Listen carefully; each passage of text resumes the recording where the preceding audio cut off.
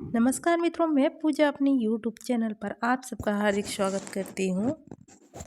आज मैं लेकर आई हूँ देव उठनी एकादशी की व्रत कथा। तो आइए जानते हैं।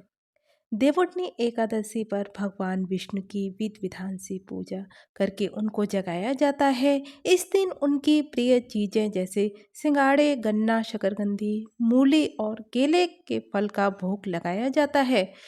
इस दिन भगवान विष्णु बेहद प्रसन्न मुद्रा में होते हैं। विधि विधान से उनकी पूजा करने और व्रत कथा का पाठ करने से आपको देव उठनी एकादशी के व्रत का दुगना फल मिलता है। आइए जानते हैं देव उठनी एकादशी की व्रत कथा। देव उठनी एकादशी कार्तिक मास की शुक्ल पक्ष की एकादशी तिथि को कहते हैं। इस दिन भगवान विष्णु के साथ समस्त देवतागण 4 महीने की निद्रा के बाद जागृत होते हैं और सृष्टि का कार्यभार संभालते हैं। इस दिन भगवान विष्णु की विधि विधान से पूजा की जाती है और उनकी प्रिय वस्तुओं का भोग लगाया जाता है। इसके साथ ही पूजा में देवउठनी एकादशी की व्रत कथा का पाठ किया जाता है। इसके पाठ करने से आपको भगवान विष्णु जी का आशीर्वाद मिलने के साथ आपको व्रत का दुगना फल प्राप्त होता है। आइए जानते हैं। एक राजा के राज्य में सभी लोग एकादशी का व्रत रखते थे। वहाँ की प्रजा नौकर चाकरों से लेकर पशुओं तक को एकादशी के दिन अन्न नहीं दिया जाता था। एक दिन किसी दूसरे राज्य का एक व्यक्ति राजा के पास आकर बोला, महाराज कृपया करके मुझे नौकरी पे रख लें। तब राजा ने उसके सामने एक शर्त रखी कि ठीक है, रख लेते हैं, लेकिन रोज तो तुम्हें खाने को सब कुछ मिलेगा पर एकादशी को अन्न नहीं मिलेगा। उस व्यक्ति ने उस समय हाँ कर ली, पर एकादशी के दिन जब उसे फलाहार का सामान दिया गया तो वह राजा के सामने जाकर गिड़गिड़ाने लगा, महाराज इससे मेरा पेट नहीं भरेगा, मैं भूखा ही मर जाऊंगा, मुझे खाने को अन्न दे दो। राजा ने उसे शर्त की बात याद दिलाई, फिर भी वह अपनी बात पर अड़ा रहा और अन्न छोड़ने को राजी नहीं हुआ। तब राजा ने उसे दाल, आटा, चावल आदि दिए और नित्य की तरह नदी पर पहुंचा और स्नान कर भोजन पकाने लगा। जब भोजन बन गया तो भगवान को बुलाने लगा, आओ भगवान भोजन कर लो। उसके बुलाने पर पीताम्बर धारण किए भगवान चतुर्भुज रूप में आ पहुँचे और प्रेम से उसके साथ भोजन करने लगे। भोजन आदि के करने के बाद भगवान अंत ध्यान हो गए और वह अपने काम पर चला गया। 15 दिन बाद अगली एकादशी को वह राजा से कहने लगा कि महाराज मुझे 2 गुना सामान दीजिए। उस दिन तो मैं भूखा ही रह गया।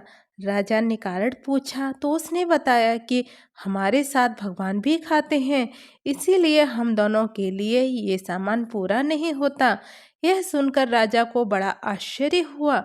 वह बोला, मैं नहीं मान सकता कि भगवान तुम्हारे साथ खाना खाते हैं। मैं तो इतना व्रत रखता हूँ, पूजा करता हूँ, पर भगवान ने मुझे कभी दर्शन तक नहीं दिए। राजा की बात सुनकर वह बोला, महाराज यदि विश्वास न हो तो आप चलकर स्वयं देख सकते हैं। राजा एक पेड़ के पीछे छिपकर बैठ गया। उस व्यक्ति ने हर रोज की तरह भोजन बनाया और भगवान को शाम तक पुकारता रहा, फिर भी भगवान ना आए। अंत में उसने कहा कि हे भगवान, यदि आप नहीं आए तो मैं नदी में कूदकर प्राण त्याग दूंगा। फिर भी भगवान नहीं आए। तब वह प्राण त्यागने के उद्देश्य से नदी की तरफ बढ़ा।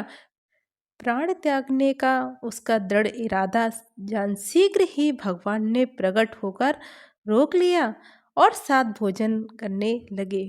खा पीकर वे उसे अपने विमान में बिठाकर अपने धाम ले गए। यह देख राजा ने सोचा कि व्रत उपवास से तब तक कोई फायदा नहीं होता जब तक मन शुद्ध न हो। इससे राजा को ज्ञान मिला। वह भी मन से व्रत उपवास करने लगा और अंत में स्वर्ग को प्राप्त हुआ। आइए जानते हैं देव उठनी एकादशी की दूसरी व्रत कथा। एक समय भगवान नारायण से लक्ष्मी जी ने कहा, हे नाथ, अब आप दिन रात जागा करते हैं और सोते हैं तो लाखों करोड़ों वर्ष तक सो जाते हैं। उस समय समस्त चराचर का भी नाश कर डालते हैं।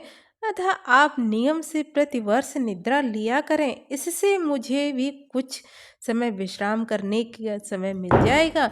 लक्ष्मी जी की बात सुनकर नारायण जी मुस्कुराए और बोले, देवी, तुमने ठीक कहा है। मेरे जागने से सब देवों को और खासकर तुमको कष्ट होता है। तुम्हें मेरी सेवा से जरा भी अवकाश नहीं मिलता है। इसीलिए तुम्हारे कथनानुसार आज से मैं प्रतिवर्ष 4 मास वर्ष ऋतु में शयन किया करूँगा। उस समय तुमको और देवगणों को अवकाश होगा। मेरी यह निद्रा अल्प निद्रा और प्रलयकालीन महानिद्रा कहलाएगी। यह मेरी अल्प निद्रा मेरे भक्तों को परम मंगलकारी, उत्सवप्रद तथा पुण्यवर्धक होगी। इस काल में जो मेरे भक्त मेरे शयन की भावना कर मेरी सेवा करेंगे और शयन और उत्पादन के उत्सव आनंद पूर्वक आयोजित करेंगे, उनके घर में तुम्हारे सहित निवास करूंगा। आइए अब जानते हैं देवउठनी एकादशी की तीसरी व्रत कथा। एक नगर में एक राजा रहता था। उसके राज्य में सभी लोग बहुत सुखी थे। उस नगर में एकादशी को कोई भी अन्न नहीं बेचता और ना ही अन्न को पकाता था। सभी फलाहार करते थे। एक बार भगवान ने राजा की परीक्षा लेनी चाहिए। भगवान ने एक सुंदरी का रूप धारण किया तथा सड़क पर बैठ गए। तभी राजा उधर से निकला और सुंदरी को देख चकित रह गया। उसने पूछा, हे सुंदरी, तुम कौन हो और यहाँ इस तरह क्यों बैठी हो? तब सुंदर स्त्री से बने हुए भगवान बोले, मैं निराशा से हूँ। नगर में मेरा कोई जाना पहचाना नहीं है, किससे सहायता मांगी जाए? राजा उसके रूप पर मोहित हो गए और बोले, तुम मेरे महल में चलकर मेरी रानी बनकर रहो। सुंदरी बोले, मैं तुम्हारी बात मानूंगी, पर तुम्हें राज्य का अधिकार मुझे सौंपना होगा। राज्य पर मेरा पूर्ण अधिकार होगा। मैं जो भी बनाऊंगी तुम्हें खाना होगा। राजा उसके रूप पर मोहित था, अतः उसकी सभी शर्तें स्वीकार कर ली। अगले दिन एकादशी थी। रानी ने हुक्म दिया कि बाजारों में दिनों की तरह अन्न बेचा जाए। उसने घर पर मांस मछली आदि पकवाए और परोस कर राजा को खाने के लिए कहा। यह राजा देखकर बोला, रानी, आज एकादशी है, मैं तो केवल फलाहार ही करूंगा। तब रानी ने शर्त याद दिलाई और बोली, या तो खाना खाओ, नहीं तो मैं बड़े राजकुमार का सिर काट दूंगी। राजा ने अपनी स्थिति बड़ी रानी से कही तो रानी बोली, महाराज, धर्म न छोड़ें, बड़े राजकुमार का सिर दे दें। पुत्र तो फिर मिल जाएगा, परंतु धर्म नहीं मिलेगा। इसी दौरान बड़ा राजकुमार खेल कर आया। माँ की आंखों में आंसू देखकर वह रोने का कारण पूछने लगा, तो माँ ने उसे सारी बातें बता दी। तब वह बोला, मैं अपना सिर देने को तैयार हूँ। पिताजी के धर्म की रक्षा होगी और जरूर होगी। राजा दुखी मन से राजकुमार का सिर देने को तैयार हो गया तो रानी के रूप में भगवान विष्णु ने प्रकट होकर सारी असली बातें बताई। राजन, तुम इस कठिन परीक्षा में पास हुए। भगवान ने प्रसन्न मन से राजा से वर मांगने को कहा तो राजा बोला, आपका दिया हुआ सब कुछ है हमारे पास, हमारा उद्धार करें। उसी समय वहां एक विमान उतरा।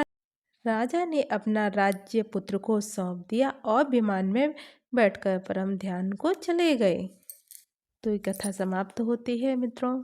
अगर आपको कथा अच्छी लगी हो तो प्लीज़ मेरी वीडियो को लाइक करें, चैनल को सब्सक्राइब करें और अपनी फ्रेंड फैमिली के साथ ज़रूर से ज़रूर शेयर करें। धन्यवाद। हर हर महादेव, हर हर महादेव, हर हर महादेव।